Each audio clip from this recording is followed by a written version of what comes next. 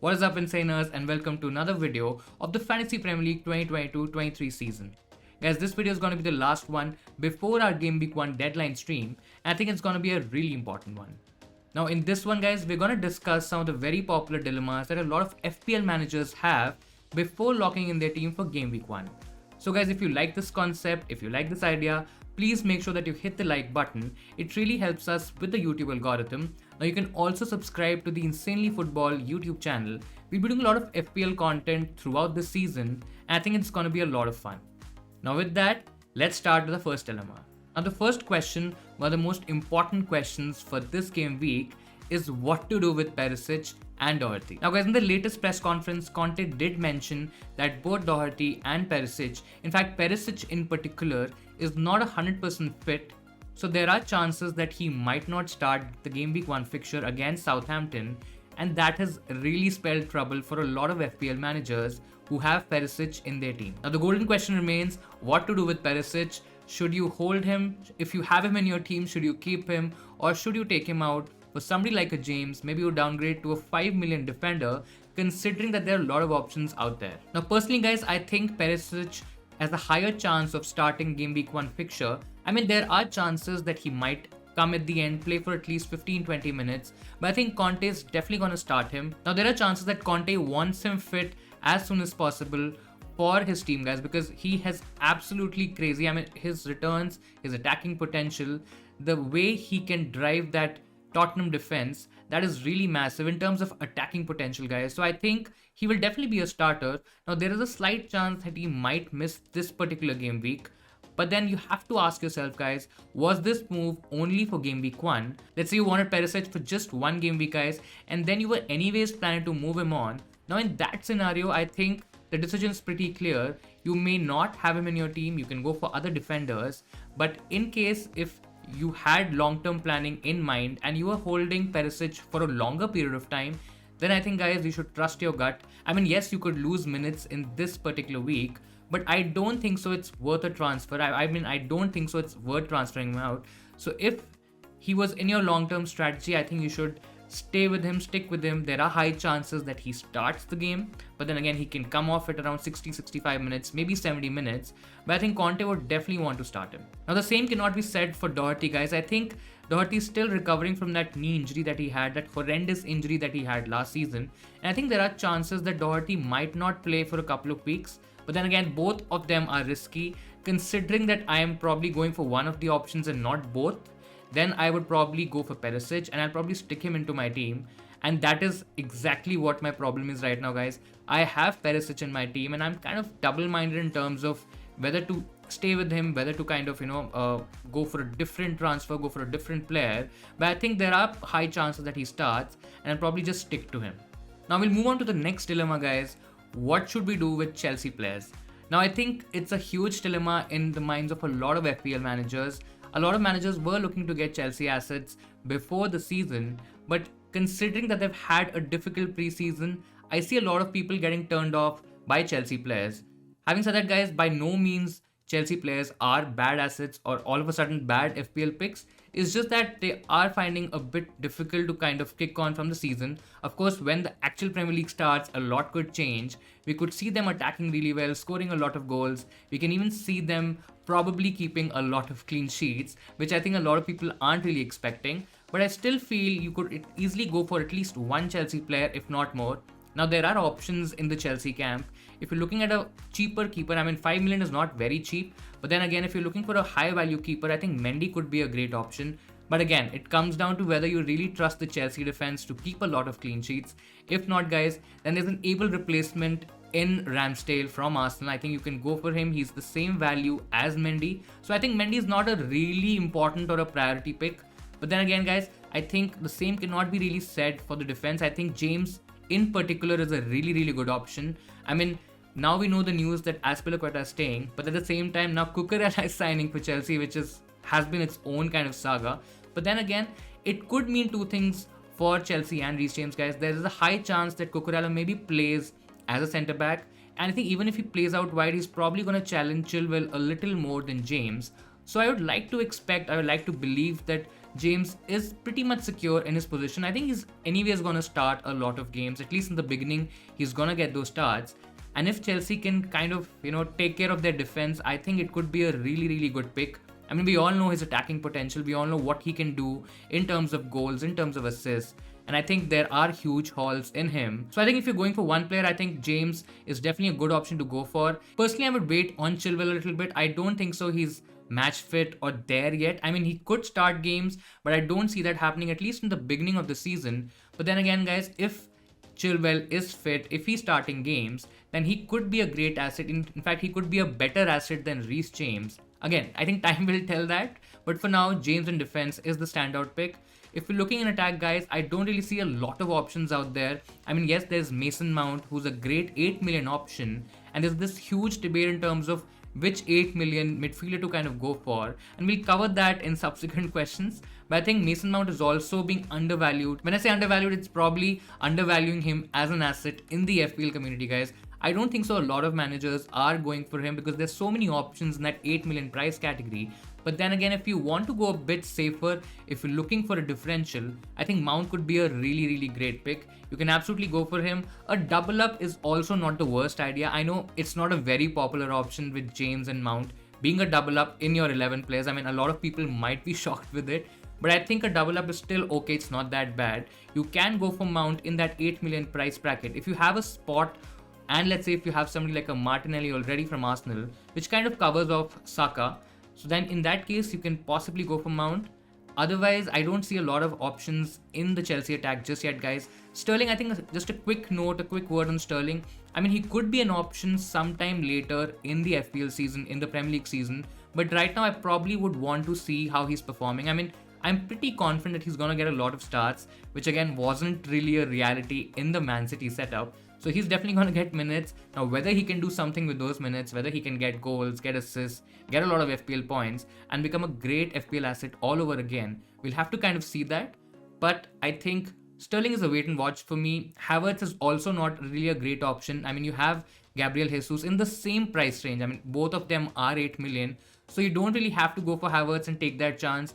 Again, he could be an option maybe sometime later in the season. We'll have to see. We'll have to analyze the Chelsea transfer window. I mean, if they really do sign a striker, I think Havertz positioning, his attacking returns, his FPL potential, all of that stuff is going to change. So we'll again keep a close eye on Havertz.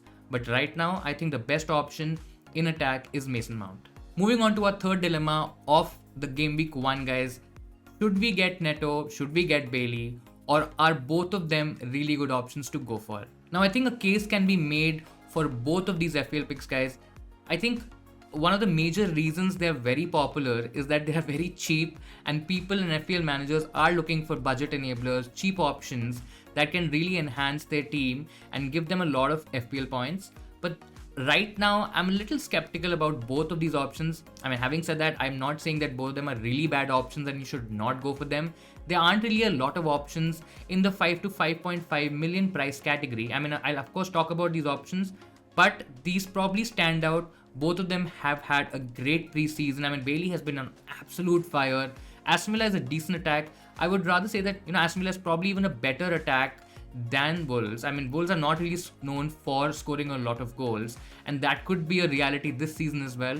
Also, now with Jimenez injured, it becomes a little tricky if you should go for Neto, because a lot of those preseason games that he played were with Jimenez. So now we don't know if, of course, I think Podence is going to start as a false 9. Neto could be a nailed pick, much more nailed than Bailey. So there's this trade-off in terms of which pointers do you consider. I mean, which pointers are really, really important to take that decision. So guys, I think if you have that 5 million budget, I think Bailey is a really, really good option to go for.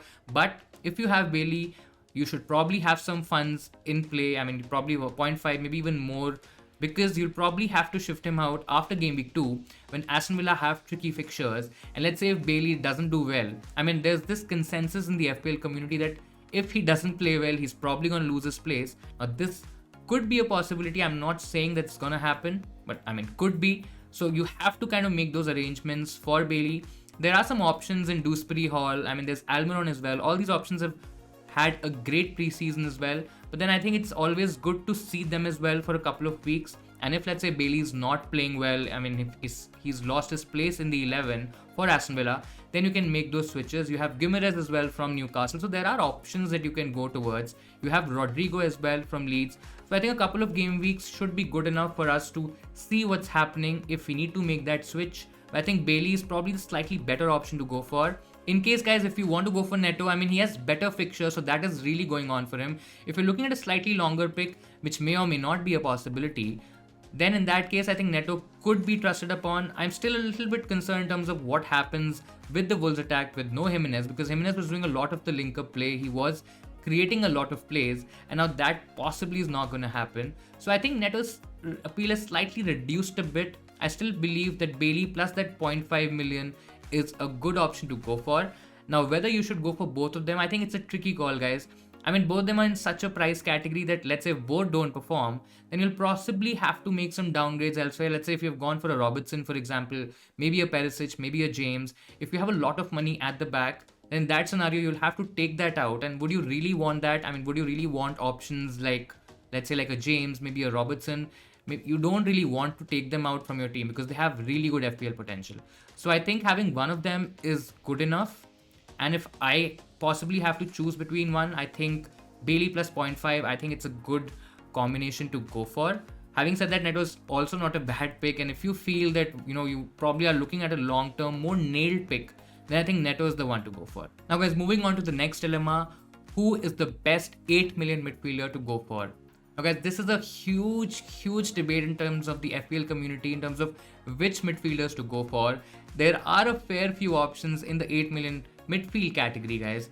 I think before we kind of, deep dive into which are the best options, there are a couple of options that I possibly can eliminate in the beginning itself. I think Kulusevski is one of them. If you're looking at a game week punt, if you're just looking at one game week and then you possibly are already booking a transfer for game week 2, maybe you want to go for a Man City midfielder who might be a bit more nailed against that Bournemouth team, against that weaker defense, then Kulusevski is possibly the one for you. But I'm possibly not going to go for that approach, guys. I think with Richarlison in play, Kulusevski's minutes could be an issue. We don't know what's going to happen there, so I'll possibly not get him in my team. Then you have Maddison as well. I know a lot of people are really hyping up Maddison, that he had a great season. In fact, he did really have a good season last season. He didn't get injured. He was getting a lot of minutes. This season, again, a similar possibility could happen, but the initial fixtures are a bit tricky for Leicester, guys. Game week 6 is when the fixtures get easier, and I possibly want to look at Maddison, look at Leicester, how they are lining up, how they are playing, and then possibly make a move for him from game week 6 onwards. Now that leaves us with a couple of options. In fact, 3 or 4 options. We have Saka, we have Diaz, we have Mount, and the Man City mids. Now, Man City mids are also kind of eliminated in the beginning, at least in game week 1. I mean, you should definitely have a plan to bring them in your team, but I think game week 1 it's a bit tricky. I mean, Grealish has played a lot of minutes in preseason. Mahrez has also gotten some minutes. He hasn't looked really great. I mean, he's not done really well in terms of whatever he's been contributing to the Man City setup. Then you have the likes of Foden as well, who's not really had any preseason, but he looked really sharp in the FA Community Shield game, guys. I mean, he came on and he literally changed the game for Man City. But again, he's not really had a lot of match practice, so will he start game week 1? I'm not very sure of that, guys. I still think it's possibly going to be Grealish and Mahrez, and then they could be substituted around the 60-70 minute mark, which again is not great from an FPL perspective. So I'll probably want to look at least one game week data, one game week fixture, get an understanding of which Man City player is maybe nailed, and then make a move on that. So I'll possibly eliminate Man City midfielders as well. Now that leaves us with Mount, Saka and Diaz, guys. Now, I think if you are going for Robertson, and that's another question that we'll deal in the video a little later, if you have made up your mind that Robertson's the better option to go for, and if you are choosing Robertson as your third Liverpool option, then I think, of course, that eliminates the need for a Diaz. In that case, I think it's between Saka and Mount, guys. Now, Saka also kind of faces a similar dilemma because Saka has Martinelli to compete with. I'm not saying that Saka is a bad pick and, Martinelli is all of a sudden a great pick, because Martinelli could share minutes with somebody like an Nketiah on the left wing. I mean, when Emil Smith-Rowe comes back in training, he can also challenge for that left wing spot, guys. So I think Saka in isolation is still a very good option to go for. He could be on penalties. I mean, it's a big if. I mean, I'm not sure whether it's he's gonna be on penalties. Last few penalties, whatever Arsenal has gotten, I mean, whoever gets the penalty generally takes it. So it's again a possibility that he can be on pens, but I'm not really counting on that. In isolation, Saka looks really well, but if you already have Martinelli, if you already have Jesus, then of course the need for Saka also kind of reduces. So there are caveats to both these picks, guys. I think Saka still looks to me like the better option to go for. I mean, there are options in that Liverpool third spot. You could go for Robertson, you could go for Nunes. So there are options that you can go for there. But I think Saka in the attack is going to be very instrumental for Arsenal. He's also nailed, guys. I think he's going to get the most minutes out of Jesus. Maybe not Jesus, but at least Martinelli. So I think, yes, he's 2 million more.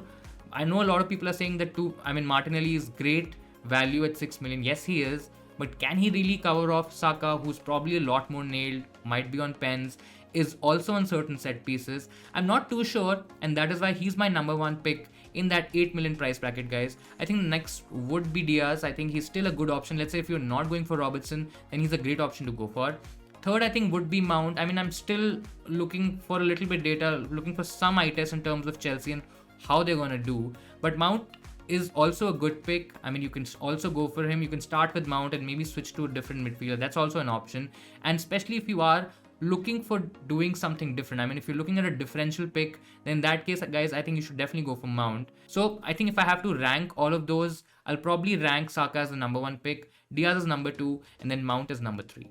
Now moving on to the next dilemma, guys.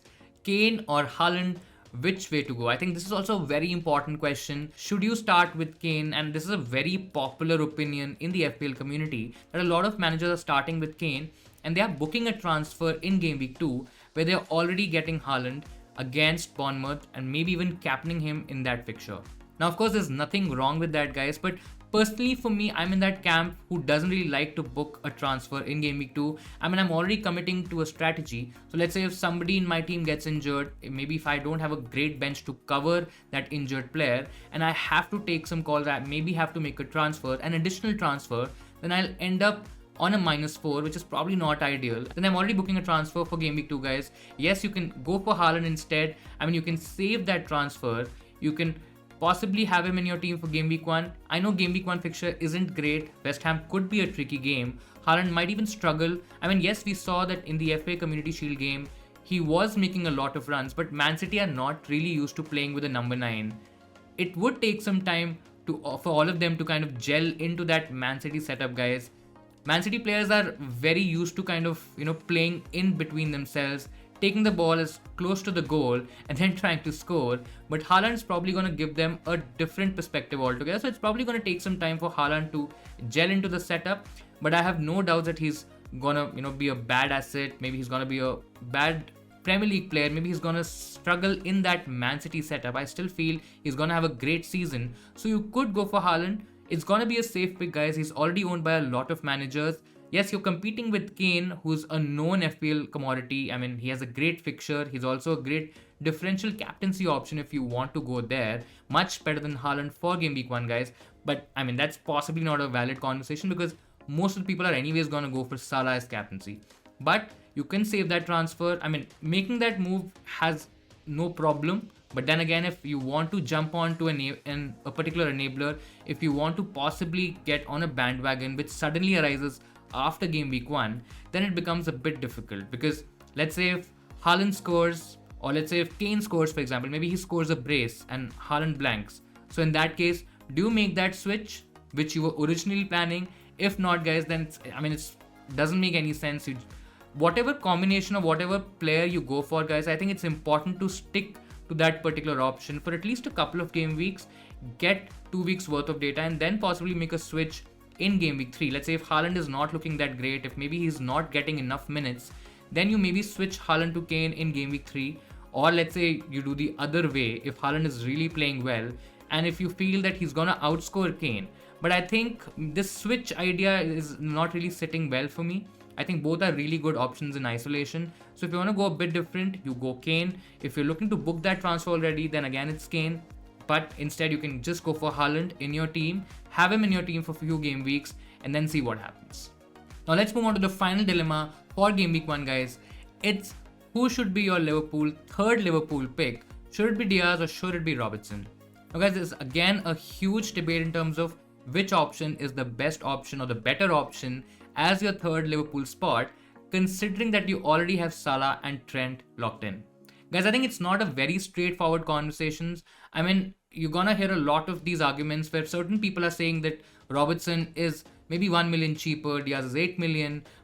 They're different positions, guys, so it's probably not a very fair comparison. I mean, of course it's a valid point, but it's maybe not a fair comparison to compare both their prices. I think in terms of output, Robertson slightly looks like the better option. If you consider the overall output that Robertson could give you guys, he will give you those extra clean sheet points, which Diaz is not gonna get. In terms of attacking play, I think yes, I mean Diaz is right up there. His positioning is gonna be far more advanced than a certain Robertson. But then again, with Núñez in play, I mean yes, Jota is probably a few weeks away from coming into that lineup, guys. And again, we don't know if that's gonna happen or what's gonna happen there. I mean, Diaz could lose his place, could get limited minutes, but that's probably further down the line. If we look at Núñez, I mean, yes, Núñez could also come into play, come into option, but he's definitely not gonna be a threat to Diaz. But if Núñez plays, I think it could kind of interfere with Diaz's position, guys. I mean, he's no Mane, of course we know that. His attacking potential is there, he's had good statistics, but he might not be as great as a Sadio Mane, guys. You have Salah, who's a much better attacking threat, who's a much better attacking option. He hogs all those chances for Liverpool in attack. So I think Diaz is a good option to go for. I mean, he will get chances, but I'm still not very sure about his attacking potential. If you are looking at a slightly long-term picture, at a slightly long-term pick, I think Robertson is the one to go for. I mean, yes, Diaz is 8 million, so we have a lot of options to go for in that 8 million price bracket. But guys, would you really want to let go of that third Liverpool spot? Let's say if Diaz is not playing well, right? Do you switch him to a different 8 million midfield option and then not have that third Liverpool, maybe second Liverpool attacker or the third Liverpool option? I mean, it's very tricky considering that Liverpool is one of the best teams in the Premier League. They have a lot of FPL potential. So you would want to have those 3 Liverpool spots. And in that scenario, guys, Robertson gives you that flexibility. He will give you stability. He's going to get clean sheet points. He will get assists. We know that he can cross the ball. He could be on set pieces as well. So there are a lot of different outlays, different directions from which Robertson could give you points. And between both, I think both of them in isolation are good picks. And let's say if you aren't really convinced about Robertson, you can go for Diaz. But personally for me, I think Robertson is the better option to go for. I think he's gonna have a great season and he'll give you a lot of FPL points at the start. Now I know, guys, the video became a little too long, but I think these questions were important to tackle. I think they should give you a lot of clarity going into the Game Week 1 deadline and probably finally locking in your team for that Game Week 1. In any case, if I've missed any dilemmas or if you want to know more about certain questions, if you have something that you want clarity on, please feel free to add those in the comments below, guys. I'll be happy to help you out and take you forward. So that'll be all from my side, guys, for this video. But again, we're not done yet in terms of Game Week 1 content, guys. We'll be back in a few hours for the Game Week 1 deadline stream. I think it's going to be a really long one. So do join us for that, for any last minute tips, any last minute questions, anything that you want to know about in terms of what players to go for, what transfers to make, or just talking about strategy in general.